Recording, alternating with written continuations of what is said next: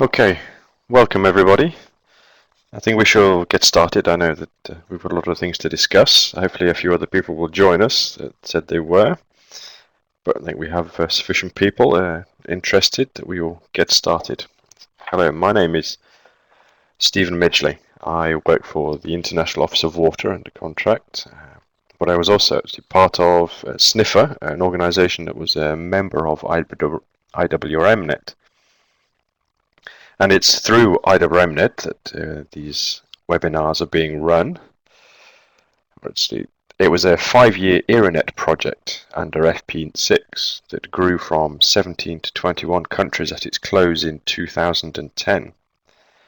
And it launched 2 joint calls for projects under a number of themes related to water.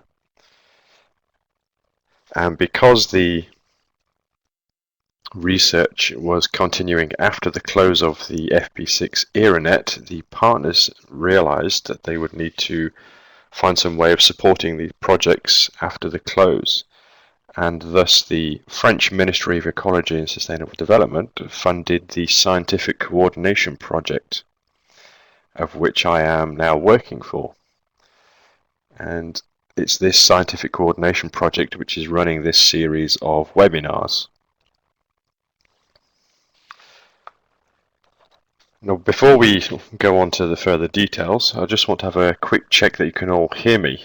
What you see along the top bar is a little person with a raised hand, but if you click on that to the right, you will find a raised hand, agree, disagree, step away, and I will do this myself.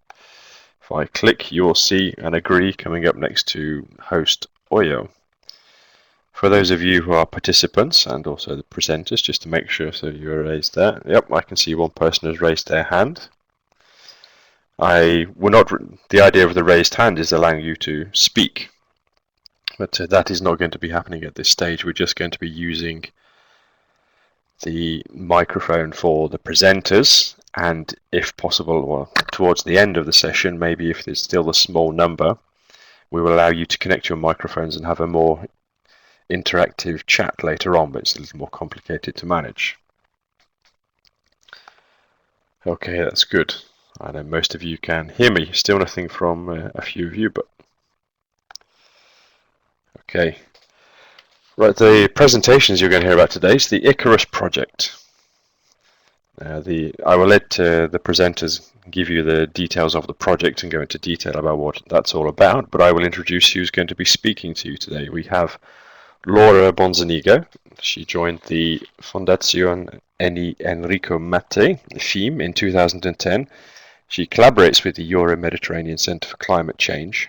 She holds an MA in Social Anthropology with Development from the University of Edinburgh and an MSc in International Land and Water Management from Wageningen University in the Netherlands.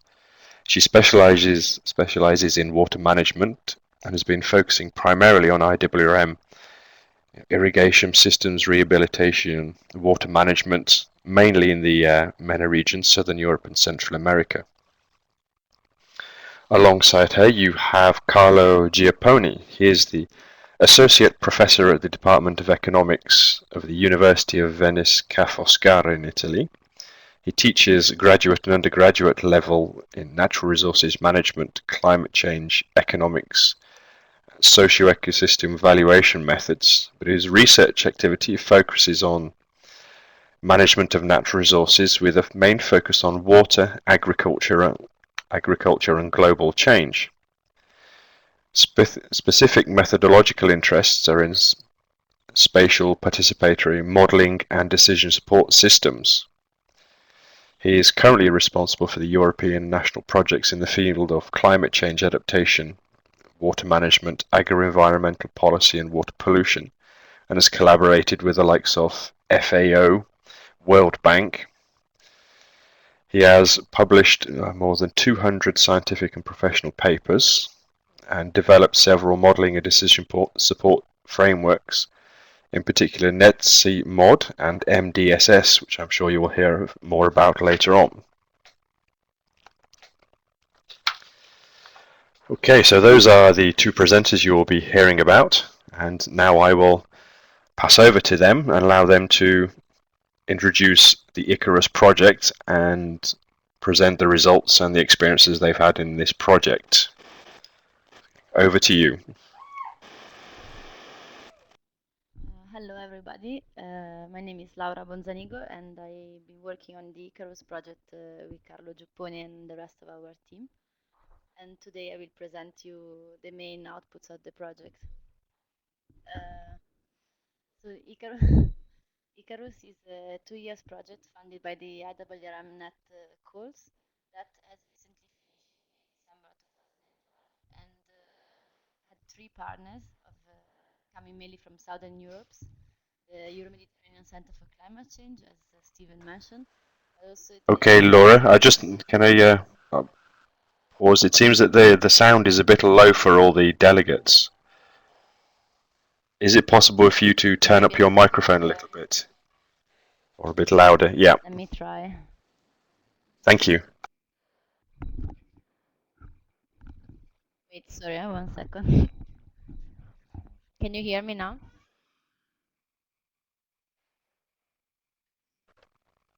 Yes, that certainly seems better for me. Okay.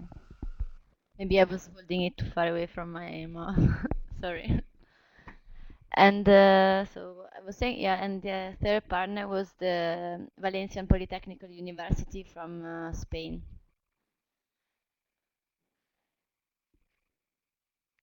Okay, so in this presentation, we will give a brief overview of the problems addressed by the project, the case studies, the objectives and the activities.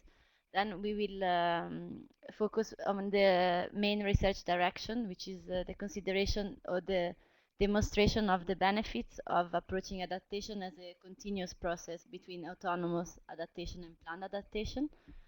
And also the e-participation platform, that is an update of the MDSS tool that Stephen mentioned in the presentation, and how powerful that can be as a communication tool for policy making. Then we will conclude with the next steps and the lessons learned. Can you hear me? Okay. So the main problems that the ICARUS project addressed is the challenge of water resource management for the Mediterranean population. And as you all know, that social security and the Arab Spring came also as a consequence of water scarcity. At the same time, economic development is bringing increasing demand for water, both from agriculture, urbanization, and tourism. And there are evident signs of climatic instability, which are projected to worsen in the future. All this condition will probably lead to an increased reduced food security, employment in agriculture at risk, damage to ecosystem, increased desertification, and so forth. So there is an increasing, if you can keep speaking, if there is an increasing need for policies to increase the efficiency of water management, and in this project we focus specifically on the water management, irrigation water management, so water management in agriculture. The case studies were the Venice Lagoon watershed, or more broadly the whole Veneto region, the Hooker River basin near Valencia in Spain, and central Algarve. The case studies were chosen both because of the involvement of the project partners, but also because of the specific barriers that are facing in terms of the development and in terms of water management. For instance, in central Algarve, the main pressure is tourism, so how to manage the large flow of tourists that come in summer, and how to manage the conflict between tourist areas and agricultural areas. Whereas in the Hooker River Basin, is an extending drought is the main reason. And in Venice Lagoon watershed, there are more like environmental quality reasons and abandonment of agriculture by farmers. So the project objectives were 3 main project objectives. Like the first was designing strategies for increasing water efficiency in agriculture. So taking into consideration the different dimensions of sustainable water management, such as biophysical, social, economic, and institutional, to design innovative adaptation strategies, or more than that, to test what adaptation strategies could be implemented in each case study. And in doing so, we wanted to introduce the principle of mainstreaming climate change adaptation in rural development policies um, as a support of to the Water Framework Directive implementation. And a focus of the project was also the exchange of experience and knowledge across the case studies and within the case studies. And we will see through the exploration of scenarios and tools for water managers. The focus of the project was kept on the mid-term because of usually the period of the return period farmers or policymakers have in mind when thinking of investment in irrigation. The project activities follow three main research streams. The one was the climatic and integrated model linked to simulate adaptation processes, which Carlo will present shortly, which was basically like a model developed, a dynamic model developed in conjunction with an agent-based model. Then we made some simulation for water balance at the river basin level, taking into account irrigation needs and effects of agricultural production and the water cycle. And the third is an internet-based platform for public participation, which had the aim to support the assessment of adaptation strategies through the rural development plans. All these research streams were based on a review of different scenarios of change, water uses and irrigation technology in the whole area covered by the case studies, and also of water governance. So now Carlo will introduce the ABM simile model, and I'll pass the word to him.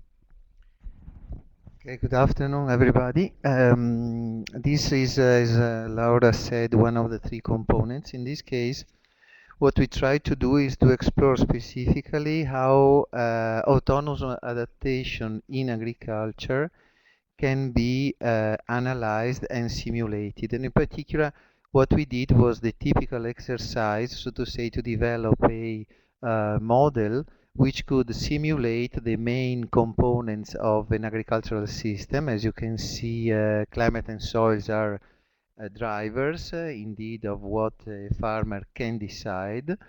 And this third component is there for farmer. And then we have a fourth component, which is the typical knowledge base about crop behavior and the market of various crops, which interact within a sort of subsystem that we can be defined as the farming practice put in place by the farmer with knowledge of crop physiology and crop market, and depending on the specific local soils and climate. Okay, so these being the main elements of the thing, where inside this main block we have the water consumption, that is actually what we are very much interested in this project. A water consumption which is affected by the soil-water balance, in turn affected by soils and climate, obviously, and irrigation, which can compensate possible droughts and water deficits, okay, of crops, depending on climate and soils. Irrigation obviously is put in place depending on the available irrigation systems. Okay, crop yield is what farmer is interested in order to have decent profits. Okay, so this is just to describe a very generic modeling tool for agricultural systems. What we are specifically interested in this case is, as you can see on top left of this picture, is climatic services, climate services, for which there is a never stronger interest around. Climate services in this case, in particular, in our simulation exercise, were improved forecasts for the management of crops, and in particular for irrigation, with the ambition later to move this kind of exercise to the level of watershed, in particular in our case the Veneto region, and in particular the watershed of the Venice Lagoon. This is the conceptual framework of the model we developed in this specific modeling environment, which is called Simile. Simile is one of the many technical solutions besides Stella or Vensim or others. And the result of the implementation of this kind of conceptual framework into Simile is something like this. So the typical messy picture in which we see what are the main elements, in particular the stocks and flows, characterizing the various components of the system, being in this case the agricultural system. So we developed this exercise, as I said, in particular to see the relationship between the environment with irrigation included and farmers' behavior. Okay, so farmers' behavior is, and I hope you can see in the screen, is a peculiar as compared to the others because you have many tabs here, so many of these modules within the main modeling framework. Main modules means multiple farmers. Okay, so what is peculiar in this case, as we said before, that is we developed this modeling environment within what we call an agent-based modeling procedure. So we have in this preliminary version of the model a single, let's say, environment which represent the area of study, but we have many farmers working in parallel as affected by climate and soils, as affected by the varying climate year by year. We used here for the simulations a synthetic climate record produced by CMCC, other colleagues projecting daily records of precipitation and temperature and other main climatic variables for the coming 15 years, and we carried out the simulations. What is of interest in these cases compared to, let's say, business as usual of these kind of models is the fact that, as I said, we use multiple agents, multiple farmers.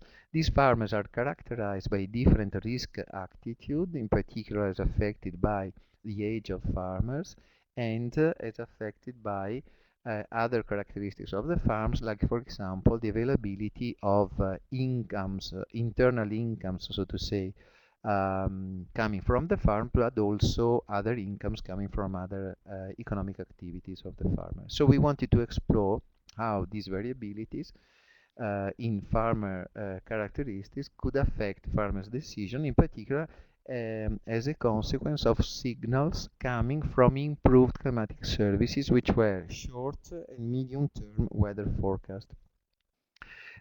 We can maybe go into the details later if there is an interest for that.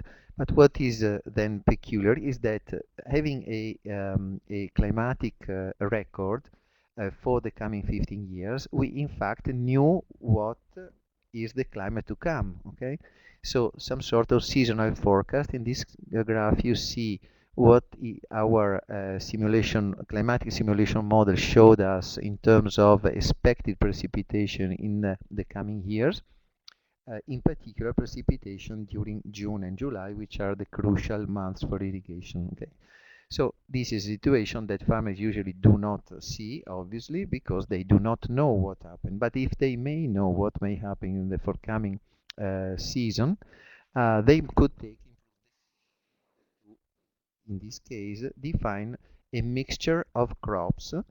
And in this case, we adopted winter wheat and maize as two examples of a first crop which in this area does not need any irrigation, and the other one which is in fact very much affected by irrigation. So the situation is a situation in which if we knew what may happen in the forthcoming season, we could have a maize allocation, as you can see in the second part of the graph, which follows somehow, okay, the information available about precipitation in the coming summer. So this was in fact our exercise, letting farmer know about how the weather could go in the coming months and taking decisions.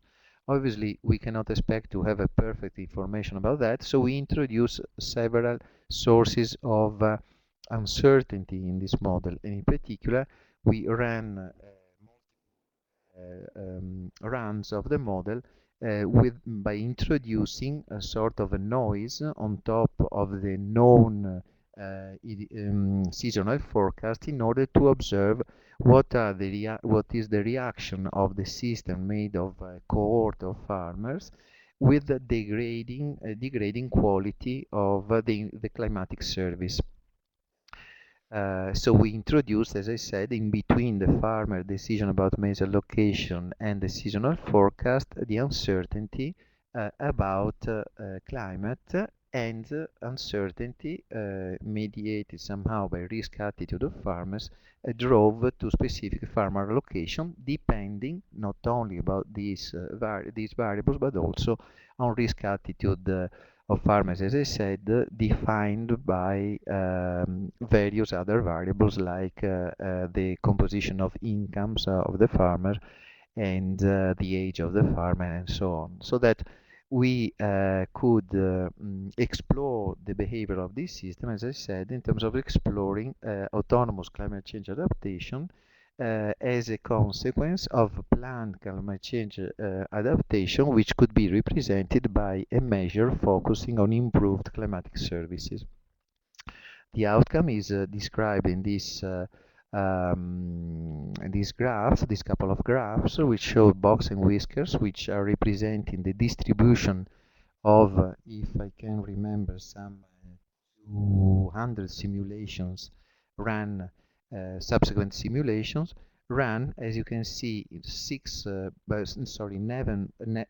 nine blocks of simulations, 9 blocks of 200 simulations, to simulate with this first group of 3 box and whiskers drip irrigation consumption of water, sprinkler irrigation, and gravity irrigation. So as you can see, in general, as expected, gravity irrigation uses much more water, and also the spread of the use of water, depending on the stochasticity we introduced in the model, the quality of the system, and so on, it can vary. The quality of the climatic service is described by this L, M, and H, which means that we had low, medium, and high uncertainty added to the information, which means that, for example, in the case of high uncertainty, what happens is that we send farmers a degraded information about the forthcoming climate, seasonal climate, and farmers take decision on the basis of a service that is not that good, and this is demonstrated by the third box and whisker in each of these groups, okay, which shows that in fact in some cases we are expecting maybe a good precipitation, but in fact the precipitation is not that good, and we have to use a lot of water irrigation.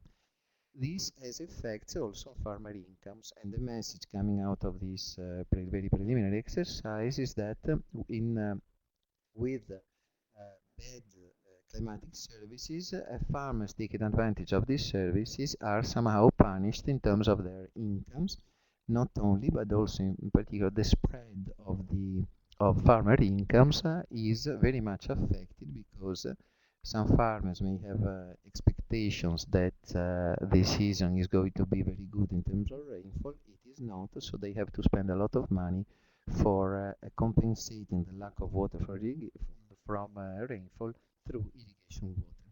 So maybe later, if we have time, we can go into more details of this, but the role of this exercise was to explore these kind of tools, which are system dynamics modeling systems, with this rather innovative, I believe, introduction of multiple agents in order to observe this phenomena of autonomous adaptation. Later on, maybe we can go in the details of what could be further developed in this kind of a tool. But now maybe I pass again the floor to Laura to show us how this analysis of farmer behavior was in fact complemented by a series of activities focused on setting up communication with farmers. So moving from cybernetic farmers to real world farmers. Okay, so parallel to this exercise Carlo mentioned, as he said, we tried to set up a communication tool with farmers, and this need was driven also by the policy need that we identified in literature. For example, the need to have sound information on what is happening on the ground, the need of having a clear view of adaptation, and then the increasing priority of mainstreaming climate change adaptation into rural development policies. Sorry, Laura. The sound keeps fading out for you at the moment. I don't know if you can try and keep closer to the microphone.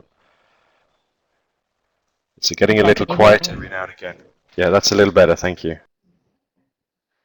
So as you can see on the graph in the left, Bojovic et al. 2013, this is the process that started from the idea of engaging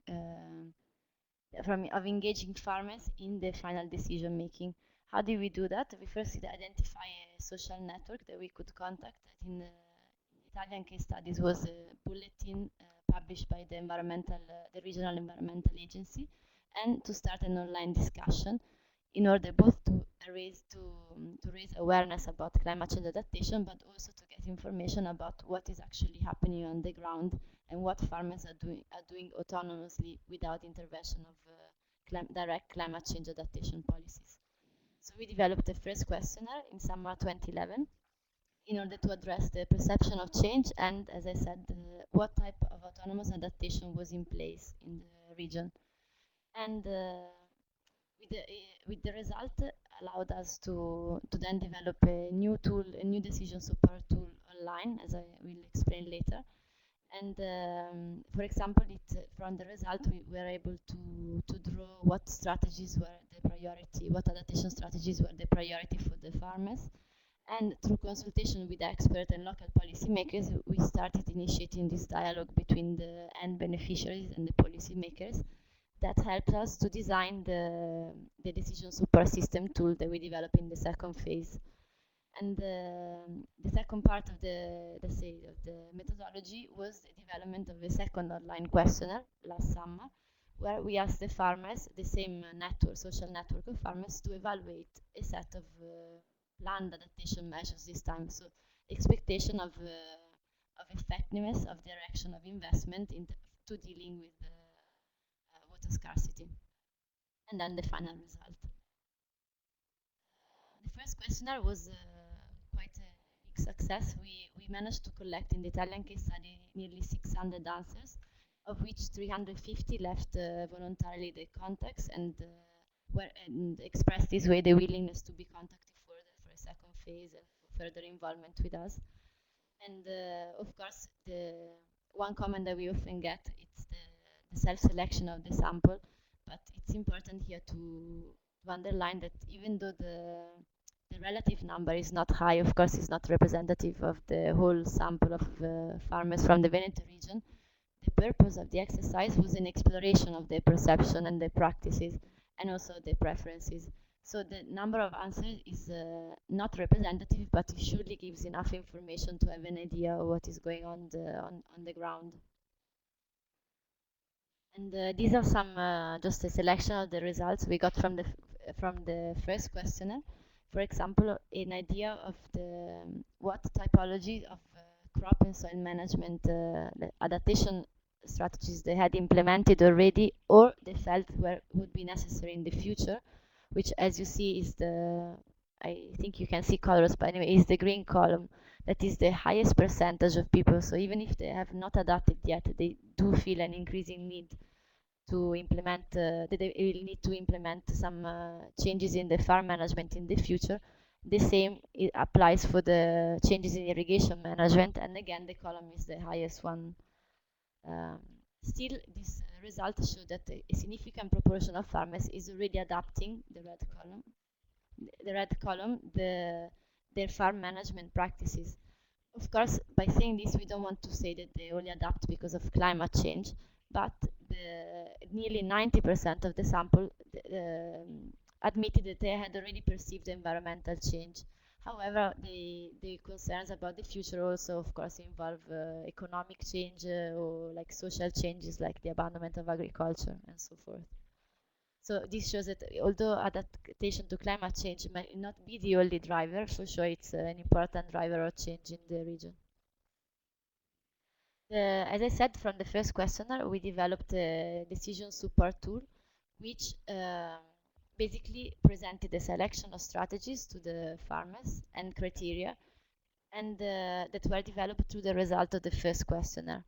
The tool is not totally new, although it was developed for the project in its online version.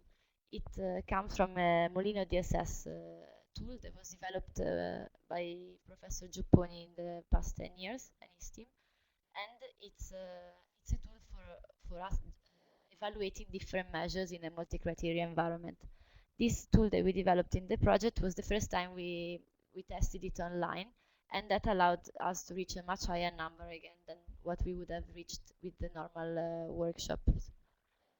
So the tool was developed in 4 languages. I don't know if you can read, but here is Italian, English, Spanish, and Portuguese. They were, let's say, the project languages, and had 5 interfaces in which farmers were asked to, the first interface to evaluate the performance of the different strategies.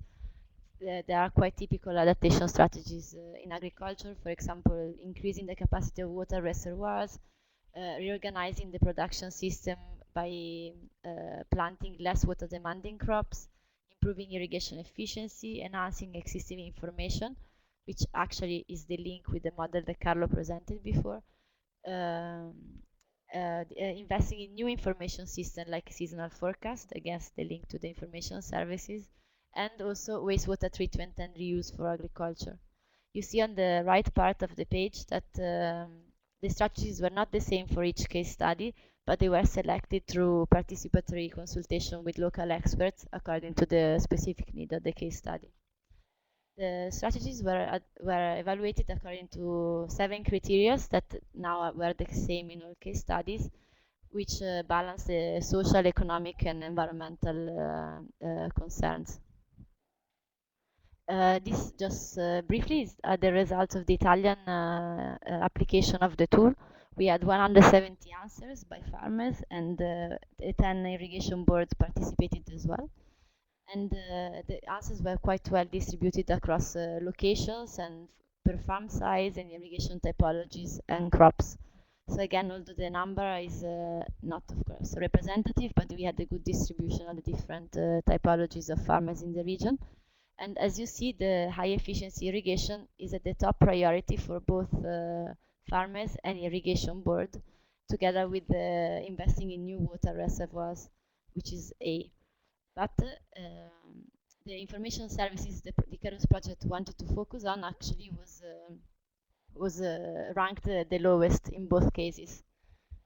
No, sorry, in the irrigation boards was the less water demanding crops that rank the lowest, which probably depends on the fact that it's not the direct priority of irrigation boards, which are more concerned with infrastructure. But what is interesting is that although these results show that new information services were the lowest, the first questionnaires and also the characterization of the answers show that for now they remain the lowest because of the high level of uncertainties that farmers associate to these kind of services. But in all kind of feedback we receive, there is a lot of room for a growing use of these services, which can be an alternative to investing in more expensive measures. Slide. So concluding the project, of course, this is just a very brief summary of the project result. We could go much more in depth into the activities and the outcomes of the project, but we want to underline 2 main messages of the project. So the fact that adaptation brings a lot of advantages to approach adaptation as a continuous process between autonomous and planned. So setting up communication between who decides plan adaptation and what is being done autonomous by farmers can highlight really the gaps amenable for policy intervention. And often this is disregarded by policy making and also by studies on impact of climate change on agriculture. And we think this is a really important issue to be addressed that can bring many benefits to policy making, as we have demonstrated, although at an exploratory level during the process. So of course, this interaction enables the collection of a lot of information and can strengthen the evaluation of, and issuing sectoral policies. And also because from consultation with different policymakers, one barrier for policy adoption is often the weak communication between the beneficiaries and the proposers of policies. And this way, we think better information can be collected. And we think there is quite a high policy interest in improving this kind of connection, which can be, let's say, maximized or potentiated by the MDSS web platform that we developed as a good tool for transferal knowledge and experience, and for involving a high number of stakeholders because of its online nature, which actually does really reduces the cost and the time consumption of these exercises when they're done face to face. And we got many positive feedbacks in terms of the quality and especially of the transparency of the process of data collection. And this can be a very like added value for also for policy making. And we think that this tool can improve the dialogue between the scientists, the policymakers, and the end beneficiaries, as we showed between moving from the virtual to the real world and back to the virtual in order to simulate the impacts and try to arrive to a more robust policy in the end. So this is a short summary of what we did in ICARUS, and if you have any question, we are here. Okay, well, thank you very much, Laura and Carlo. That's very interesting. So now we open it out to the floor, an opportunity for discussion and questions. As there's a fairly small group, and if you have your microphones connected and know how to work them, I will now leave the opportunity if you wish to chat and raise questions. Basically, if you raise your hand, as some of you done before, on the bar, you click on that, it will raise your hand, then I will give you access to allow your microphone to be connected and you can speak and raise questions. If not, then you will be able to raise or do by chat. So here we go. Okay, now over to you. Unfortunately, I've just got the surname Bidoglio. But your now microphone is now available. Unfortunately, we can't hear you at the moment. If you have a question and the microphone doesn't work, then please feel free to type, and you can do that at any moment on the chat section.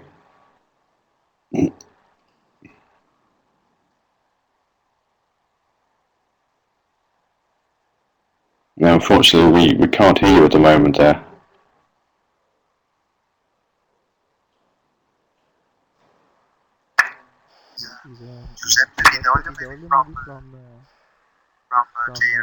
Yes, it is, but I've allowed his microphone, it's connected, but it doesn't seem to be working.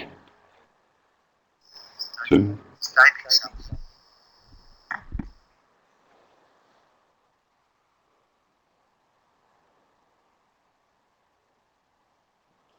okay. The last links I put on the final page. The first one is the link to the MDSS web, so the online decision support system platform, so you can click and test it. Whereas the second one is just a link to the project itself, all the deliverables and all the documents produced.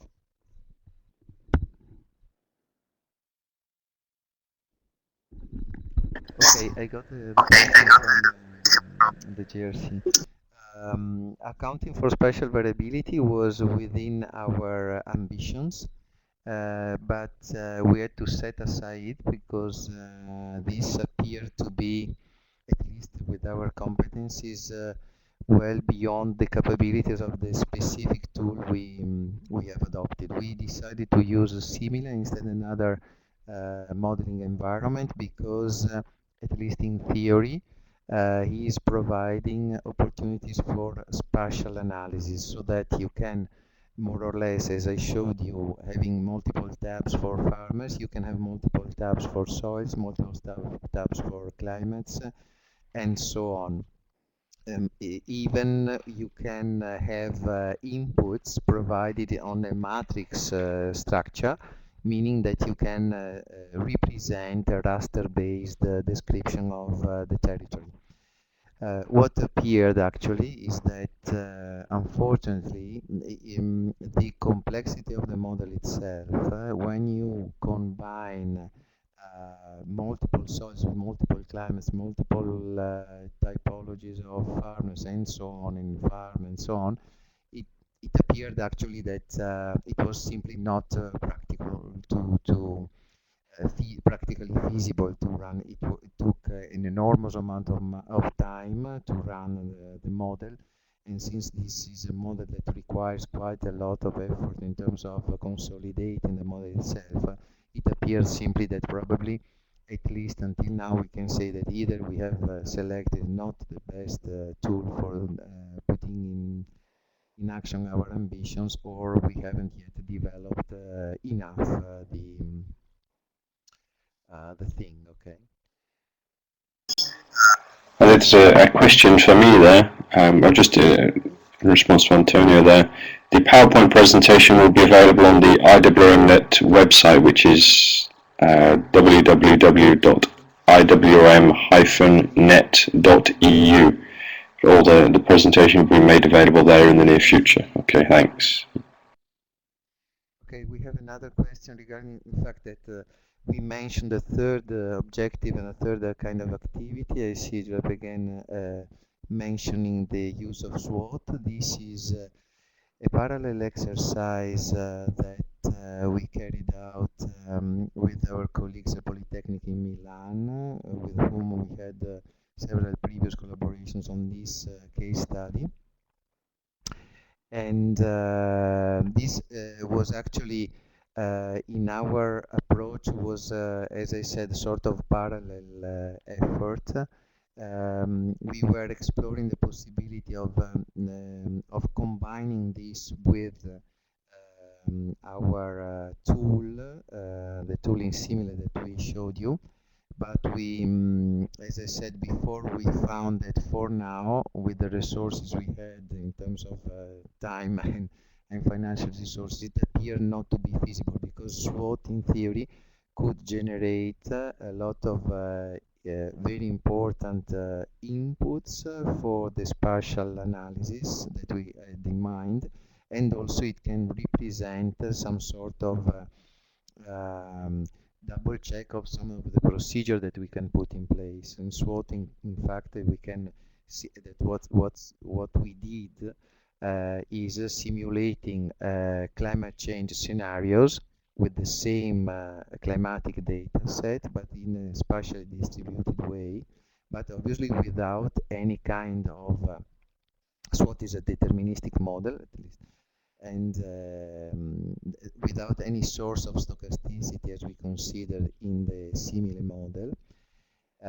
So a completely different approach, which, as I said, in theory could be combined, but unfortunately probably the selection of the tool we did for the development of agent-based or our competencies were not enough for these initial ambitions that we had.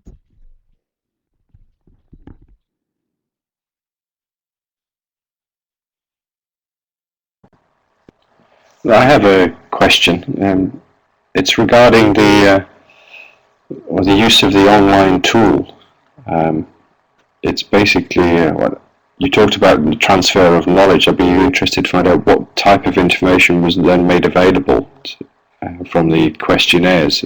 Was all information available and freely open to all the people who logged in, or was it managed in any way?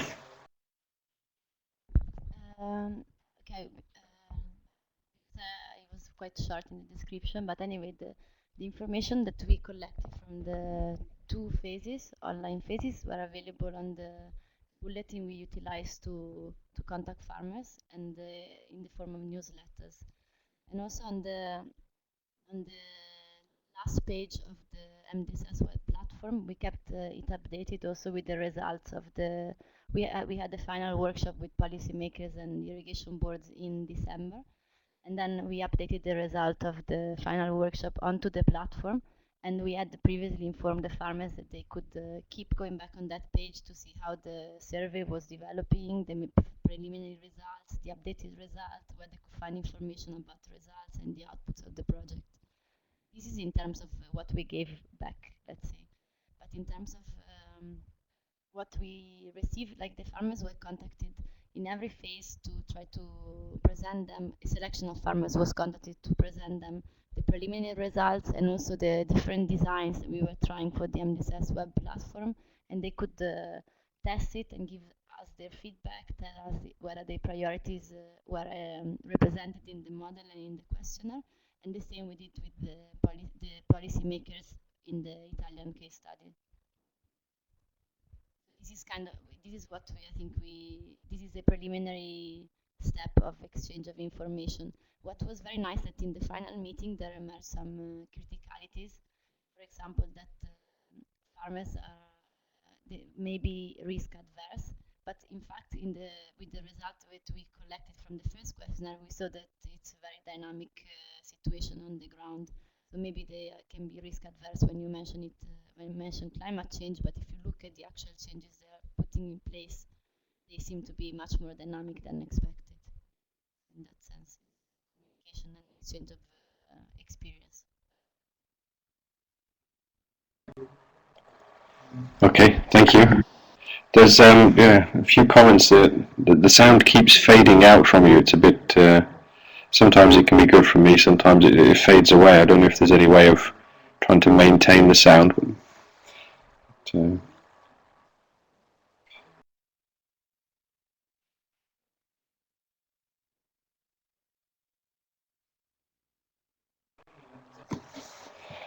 okay, I notice Antonio Zanin is typing there.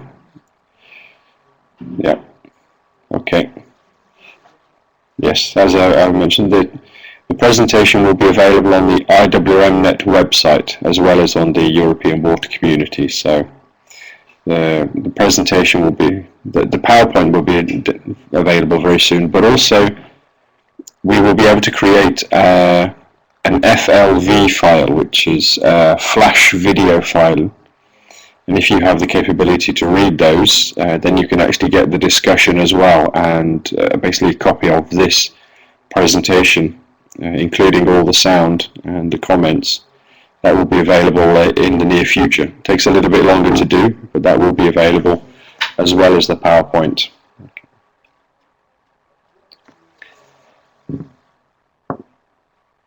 And do we have any further questions? One last pass around the delegates. Okay. Shivani's typing there. Okay. Okay. Well, if we have no further questions, then I would like to say thank you very much to Laura and Carlo for the very interesting presentation. Thank you to all the delegates for turning up and using this system. I find it very interesting, very useful that we can have these discussions without leaving our desks. We have to be patient with the technology, and the connections aren't always perfect, but I think it warrants that patience, that we can listen to very interesting scientific research presentations without leaving our desks.